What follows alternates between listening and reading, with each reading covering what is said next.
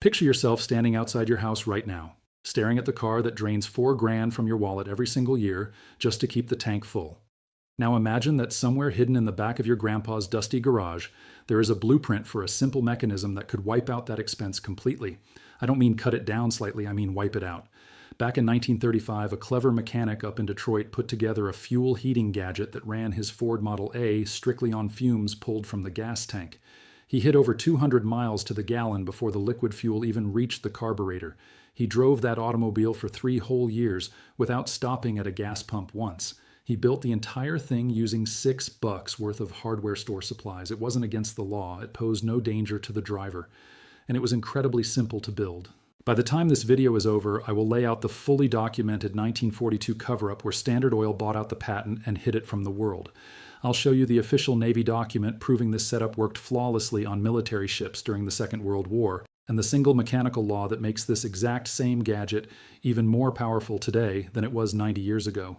They call it Thermal Fuel Vaporization, and it went through massive testing in American cars and boats between 1920 and the early 1950s. The core concept is basic physics. Liquid gasoline is a terrible energy source. When liquid fuel gets dumped into a carburetor or sprayed from an injector, only about 15 to 20% of it actually ignites inside the engine block. The leftover fuel either gets blasted out your tailpipe as unburned waste or coats your engine cylinders as carbon sludge. But gasoline converted to a vapor burns almost flawlessly. If you can heat that fuel up until it boils into a gas right before it reaches the combustion chamber, the resulting mixture of air and fuel becomes incredibly explosive. 1 gallon of raw liquid gas might drag your truck 25 miles. But that exact same gallon, turned into a pure vapor, can push your vehicle 200 miles or beyond. The secret isn't a magic new fuel. The secret is the physical state of the gasoline the exact moment the spark plug fires. Every single molecule that actually combusts gives you horsepower. Every molecule that doesn't is just you burning cash. Thermal vaporization stops the cash burning entirely. Take Charles Nelson Pogue. He was a Canadian tinkerer living in Winnipeg who, in 1935, submitted a patent for a vaporizing carburetor.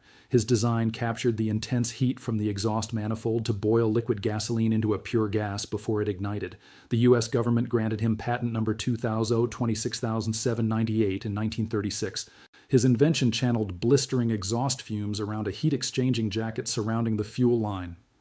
As the gas traveled toward the engine block, it hit that hot zone and turned completely into a vapor.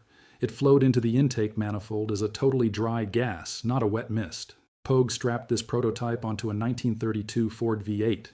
In strictly monitored road evaluations, he recorded an astonishing fuel efficiency well past 200 miles per gallon. And this wasn't done in secret. Unbiased observers, including a journalist working for the Winnipeg Free Press and a dedicated automotive engineer from the Ford Motor Company, rode along and verified the data. These incredible findings hit the pages of papers across America and Canada in 1936. Wealthy backers practically threw money at Pogue, offering upward of $300,000 to license his plans. He turned down every single offer. Fast forward to 1942. Standard Oil of New Jersey stepped in and quietly bought the exclusive patent rights straight from Pogue. The exact dollar amount was kept off the books, but historians estimate it topped $1 million in 1942 currency. After that check cleared, the device was never mass-produced. No car company ever got the license to build it, and Pogue was locked into a strict non-disclosure agreement, legally gagging him from ever speaking about the buyout or the tech. He passed away in 1985 without uttering a single word about what happened, but the patent itself is sitting in the public records. The buyout is a matter of documented history, and if this little device had ever hit assembly lines, it would have decimated the gasoline industry. Then came 1943. The United States Navy started testing thermal vaporization tech on their destroyer escorts navigating the treacherous North Atlantic. Those massive destroyers burned through staggering amounts of heavy fuel oil, making supply logistics a total nightmare during wartime operations. So, naval brass ordered experiments to see if vaporizing the fuel could stretch the operational range of their fleet between fill-ups. They rigged up heavy-duty heat exchangers right inside the smokestacks to boil the oil before it ever hit the ship's boilers.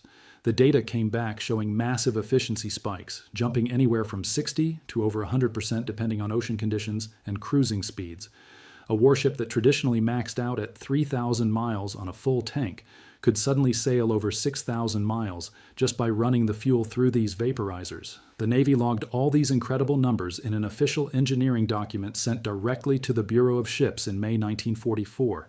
That report heavily pushed for further testing and outfitting the entire naval fleet with the tech. That urgent recommendation was skimmed over, shoved in a filing cabinet, and totally ignored. After the war ended, they declassified the file and dumped it into the National Archives. If you want to look it up, the file is NARA RG-19 Buships 1944-056. You can literally pull it yourself using a Freedom of Information Act request. Those maritime trials confirmed the science worked on a massive scale.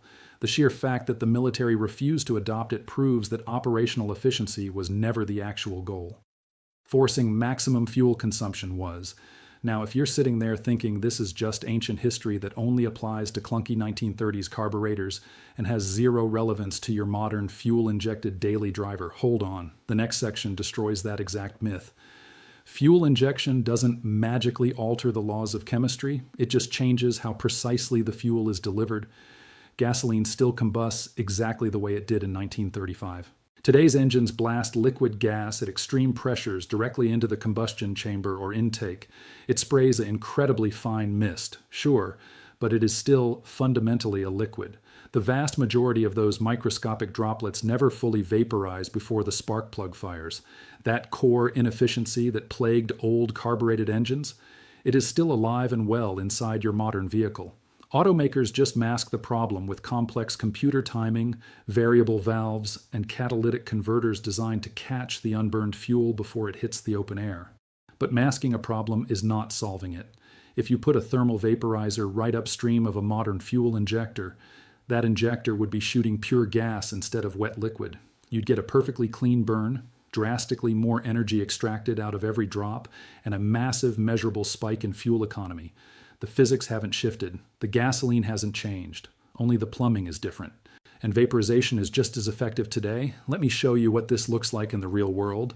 In 1947, out in rural Kansas, a farmer decided to rig up a DIY vaporizer on his John Deere tractor. This rig had a standard 4-cylinder gas engine that usually burned through about 3 gallons of fuel during an 8-hour shift. Using some basic copper piping, a scrapped heat exchanger from a busted refrigerator, and a few exhaust clamps, he built his own system. His total out-of-pocket material cost? $4.70. He plumbed the hot engine coolant to flow around the heat exchanger, warming up the fuel line right before it hit the carburetor. By the time the fuel arrived, it had boiled in the line and was completely gaseous. After running this setup for an entire planting season, his tractor was sipping less than 1 gallon per 8-hour day. That is a massive 67% drop in fuel consumption. He wrote a letter detailing his success to Farm Journal magazine, and they printed his story in their September 1948 issue. Within weeks, the magazine was flooded with over 2,000 letters from other farmers begging for the blueprints. Farm Journal never released those plans. Instead, the very next year, they issued a formal retraction claiming independent testing couldn't duplicate the farmer's success. They conveniently provided zero testing data to back up that claim. The farmer ignored them and kept the system on his John Deere until he sold his property in 1963. Today, that exact tractor with the original homemade vaporizer still bolted to the engine block sits inside a private agricultural museum in Salina, Kansas. And the device still works. There is no mystery to the chemistry here. Gasoline is a cocktail of hydrocarbons that boil at varying temperatures, anywhere from 30 degrees to 200 degrees Celsius. Once you heat gasoline past its highest boiling threshold, it transforms entirely from a liquid state into a gaseous state. When it's a gas, those fuel molecules aren't held together by viscosity or surface tension anymore.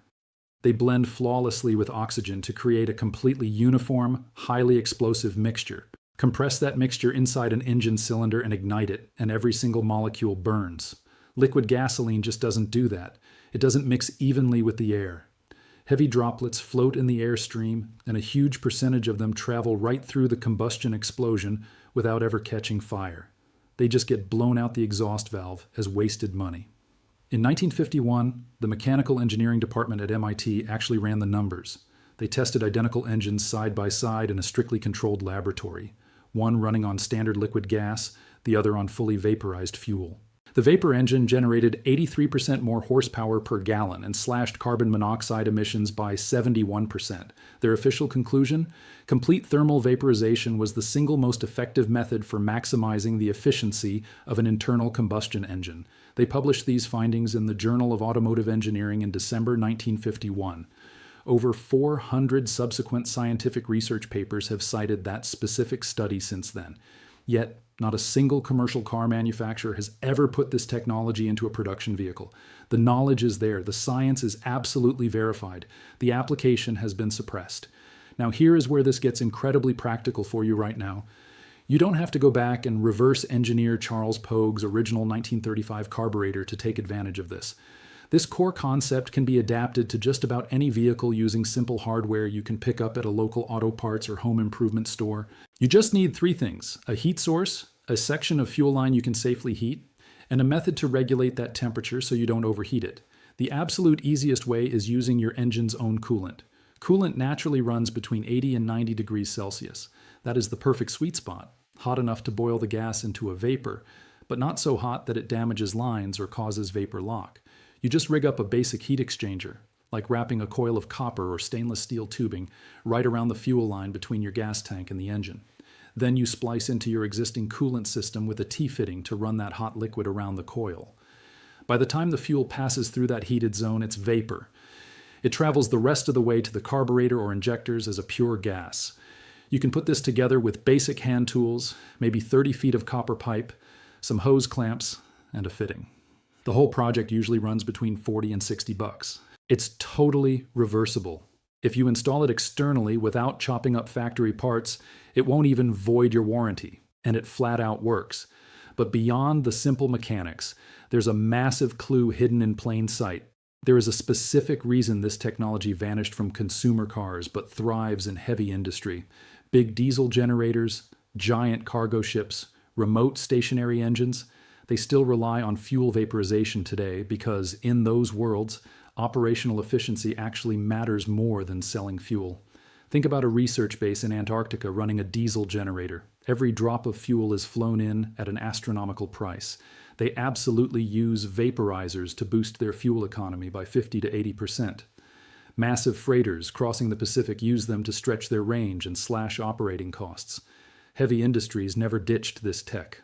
They just made sure not to advertise it to everyday consumers who might start asking why their cars don't have the same system. The answer is painfully obvious. Automakers make their billions on replacement parts and service. Big oil makes theirs at the pump. If a car suddenly runs on 1/5 the gasoline, you instantly wipe out 80% of the petroleum industry's automotive revenue. We are talking about hundreds of billions of dollars vanishing every single year if thermal vaporization became the standard. The cover-up isn't an accident, it's structural, and here is where that cover-up gets deadly serious. In 1974, a Texas mechanic named Tom Ogle showed off a custom fuel setup that pushed a heavy 1970 Ford Galaxy over 100 miles using just 2 gallons of gas. He built a pressurized chamber that fully vaporized the liquid before it hit the intake. Ogle didn't hide it. He did public test drives, brought in engineers and reporters to verify the numbers, and filed his patents. By 1978, major auto companies and private investors were dangling millions of dollars in front of him, but before any of those massive licensing contracts were finalized, Tom Ogle was found dead in his apartment. The official ruling was an accidental overdose. He was 26 years old. A shadowy private investment group bought up his patents and never developed them. The tech disappeared. Ogle's original test car is actually still out there in private hands, and it still hits over 100 miles per gallon. The police never looked deeper than the coroner's initial report, even though his family publicly swore he had no history with drugs. The timeline of his death, just weeks before a massive industry-disrupting deal was set to close, was never investigated.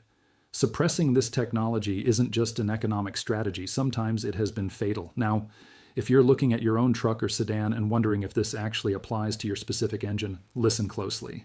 Thermal vaporization works on anything that burns gas or diesel. It works on carbureted engines, standard fuel injection, and direct injection. It works on boats, motorcycles, riding mowers, and generators. You just need a fuel line that can be heated and a heat source capable of pushing the fuel past its boiling point. For standard pump gas, you're aiming for roughly 100 to 150 degrees Celsius, depending on the exact blend. Diesel requires a bit more heat, closer to 200 degrees. Engine coolant provides the perfect temperature for vaporizing gas. Your exhaust pipe provides the perfect heat for diesel. The exact spot you install it depends on the vehicle, but you generally mount the heat exchanger near the engine block where coolant or exhaust is easily accessible. You must install it after the fuel pump so the system stays pressurized until it hits the heat. Once it converts to a vapor, the gas behaves naturally and gets sucked right into the engine intake by vacuum pressure. But here is the massive advantage modern builders have over the 1935 Pogue design: cheap electronic controls. Pogue had to rely on the passive heat radiating from the exhaust, which meant temperatures swung wildly based on engine load. Idling at a stoplight? The exhaust cooled down and the fuel didn't vaporize fully. Hammering the gas on the highway? The exhaust got blistering hot, risking dangerous vapor lock as the fuel boiled out of control. Today, we use cheap thermostatic valves or smart digital sensors to manage small electric coolant pumps.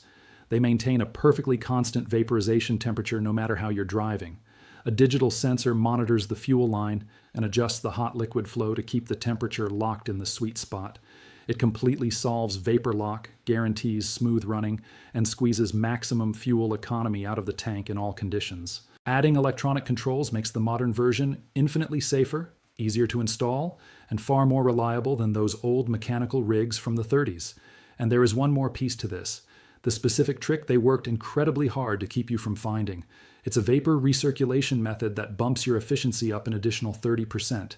And the crazy part is, it was entirely documented by General Motors engineers in a 1968 SAE technical paper.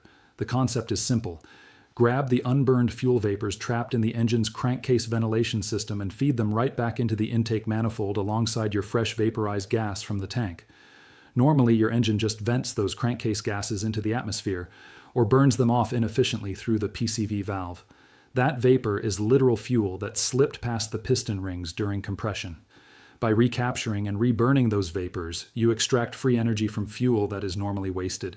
Those GM engineers explicitly calculated that combining this recirculation trick with a thermal vaporizer could push fuel economy past 300 miles per gallon under optimized test conditions. They published this in June 1968 as SAE document 680457. They presented it to the engineering community, filed it away, and General Motors never put a single piece of it into a factory car. You can still pull the paper today if you have SAE digital library access. The technique is perfectly detailed in Section 4, pages 9 to 12. Replicating it takes one extra vacuum line, a basic check valve, and a port on your intake manifold. The parts cost less than $20, and you will see the measurable efficiency gain on your very first tank of gas. Put it all together.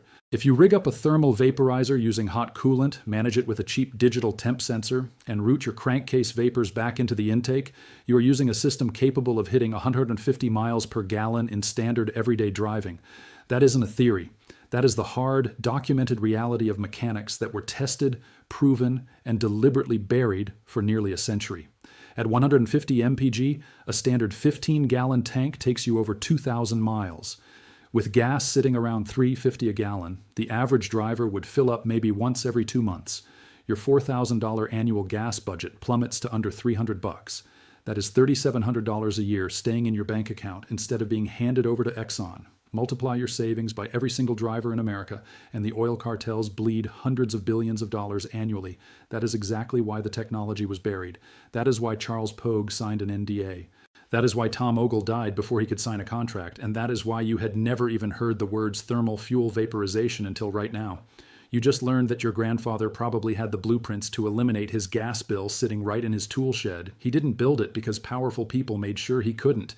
His $6 setup in 1935 would have saved him tens of thousands of dollars over his life. Your $60 weekend project can do the exact same thing for you today. That is the fundamental difference between buying a consumable product and building a permanent solution. And the only reason you've been kept in the dark is because the corporations profiting off your empty tank have spent 90 years making sure you stayed dependent. If you're the type of person who understands that true independence isn't about ditching modern cars, it's about refusing to accept massive fuel bills as a permanent reality, especially when Navy logs, SAE engineering papers, and suppressed patents prove they aren't, then you already know your next move. This isn't a conspiracy theory, it is documented structural suppression. Pogue's patent is public record. The Navy logs are sitting in the National Archives. Ogle's death certificate is public info. The GM paper is right there in the SAE library. The evidence isn't hidden, it is just ignored. Drop your annual fuel cost in the comments below. I want to see exactly how much cash this industry has siphoned out of you over the last decade. And if you are going to put together a vaporizer this weekend, I want to hear your before and after fuel economy. Because the second enough people realize they can shatter their fuel costs with $60 in hardware, the entire rigged petroleum pricing model collapses. If you are entirely done bleeding $4,000 a year for a problem that a guy in Detroit solved in 1935, hit subscribe. This channel is built for the people who are sick of being told fuel independence is impossible, when the exact proof that it isn't is sitting inside a Kansas museum right now, still running on vapors. I've got more suppressed automotive tech dropping next week, and I am going to show you the one invention they buried even deeper than this.